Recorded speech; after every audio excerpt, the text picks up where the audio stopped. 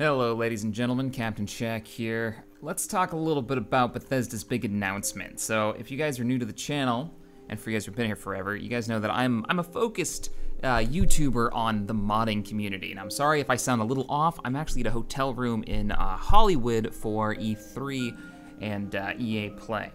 So Bethesda came out with a big announcement, and they said, hey, we're making this creation club, and immediately the backlash of, oh crap, it's paid mods again. They tried to do this through Steam Workshop a while back, but this is actually something very different. That's what we're gonna talk about today. So the Creation Club is, from what they're describing it as, it's a way to get downloadable content, basically, for Fallout 4 and for Skyrim. This content will be produced by a select group of creators, of developers. Some of these will be like official development houses that are out there that are gonna be creating this content, and then others will be vetted community creators is what it seems like. So anybody can actually apply to be part of the program, but not everybody's going to get in. Now the difference between this and just the paid mods fiasco that came out on Steam, it burned everybody, really. It really rubbed almost everybody the wrong way. They just released mods, basically, that you had to pay for. It was an open system, and none of these were actually vetted, right? So there was stolen content on there, and there was broken mods. So now, with this system, they're actually vetting these. That means anything that's released on this system has to be tested with all the DLC and current patches of the game. So it means it has to run well on the current version. Now, their examples of modded content weren't exactly thrilling. I mean, they showed some armor, they showed some weapons, they showed like some modular backpack system. But you know what? I'm actually a little excited for this because I'm all for modders, professional modders who are making great content, getting rewarded for their work. Now, they have said mods that are already out cannot go out on the creation, what do they call this? The Creation Club. It has to be new content. Now, these modders are passion project modders, but some of them are so talented, they could easily make content, I believe, that would match the best that even Bethesda can do. I would love to see Chesko, the guy that did Frostfall, and was it Last Seed is the new survival mod that he's working on. I'd love to see that guy's future projects actually generate an income for him, and maybe even allow somebody like him to be able to do this full time and make a living off of the thing that he likes to do as a hobby.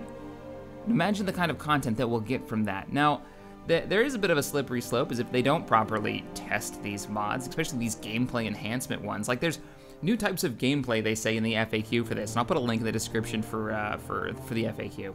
It's an interesting read. Under the gameplay category, it says new type of gameplay, like survival mode, which who knows what that means. We have already got a ton of survival mode game modes out there.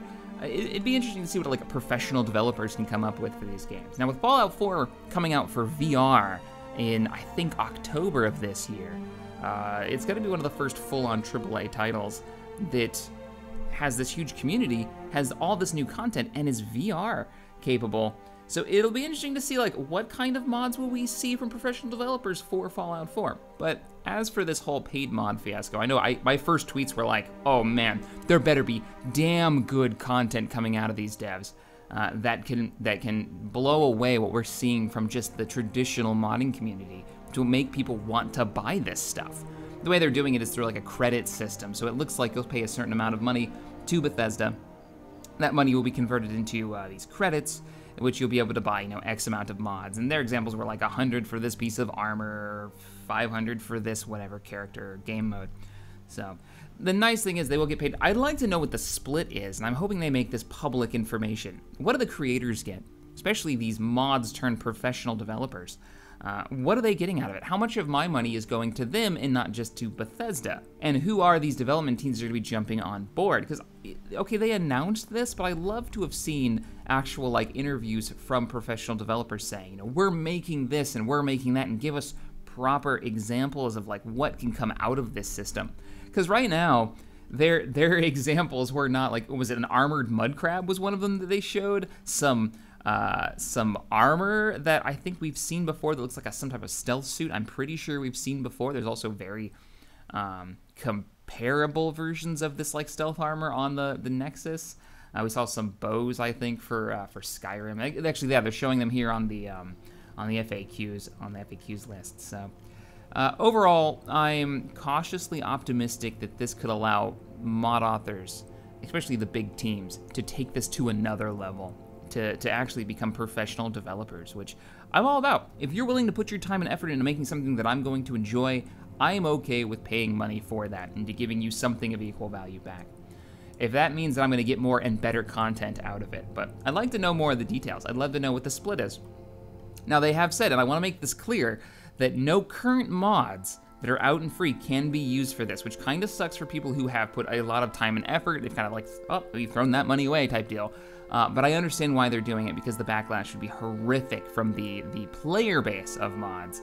Maybe not so much from those teams that have made like thousands of hours invested into those mods. But, all right, guys, I'm curious to know what you think. Is this a good thing or a bad thing for the modding community? It's something that Bethesda has been toying around with for a while. This is kind of their second attempt at it, but from a new angle, which is this, proper developers, they're going to be testing these mods. They have to work.